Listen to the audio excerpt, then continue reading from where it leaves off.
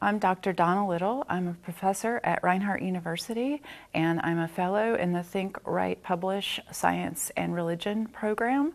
And I'm going to be talking to you today about structure and transitions in creative nonfiction. And I'll be using a short excerpt from my own essay, The Physics of Fire, which I wrote as a fellow in this program.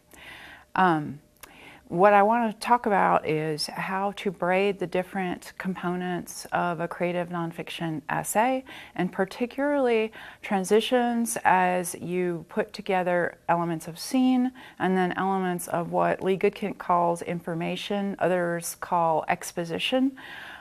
Every creative nonfiction essay has to be based in a particular scene, but also interwoven with exposition or information elements, whether it's facts, backstory, contemplation, etc. And scene also has several different elements that I'm going to mention, and sometimes action, sometimes dialogue, and sometimes setting. So for our Science and Religion Fellowship, the real challenge was to write a creative nonfiction essay that braided two very different perspectives, science and religion, with the third element of a personal narrative. So we were actually working with three threads that we were going to braid together.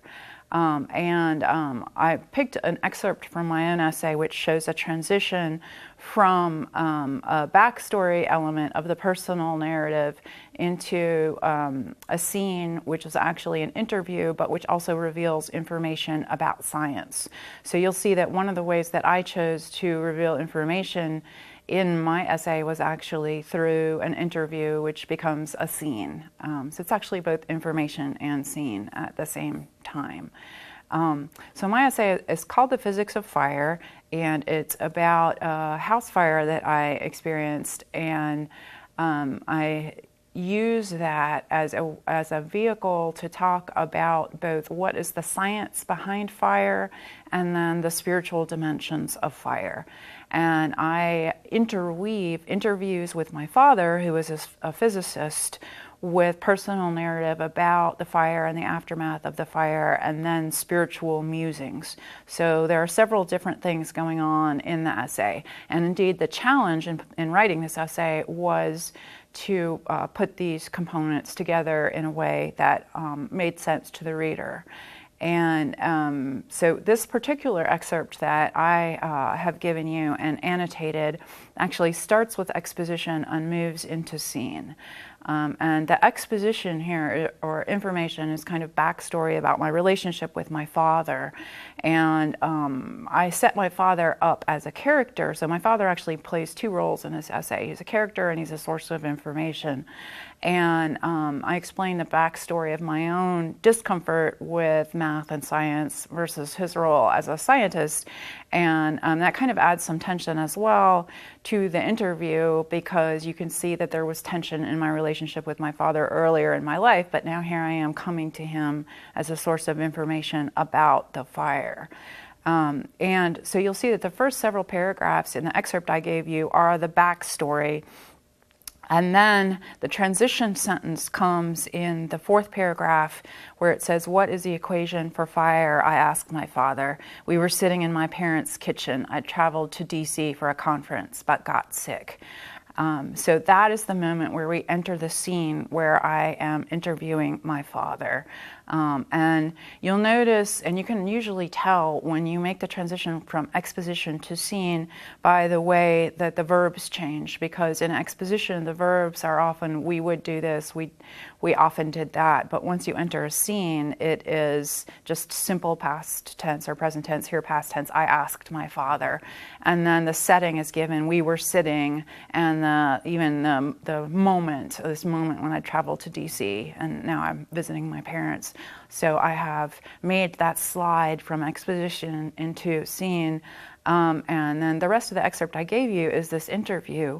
And you'll notice that, again, I'm using it for a dual purpose, because I'm setting my father up as a character, and in fact I'm giving description of the setting, and I'm giving description of him, even to the point of what he is wearing, the gestures that he is making, so that at the same time that I am revealing some of this scientific information about fire, I'm also revealing a lot to you as the reader about my father as a character, and even myself as a character. So him doing things like picking up the bottle of amoxicillin and the Flonase and waving them around is my way of making this a human and interesting scene. And we learn about fire here, but we learn at least as much about this father-daughter relationship.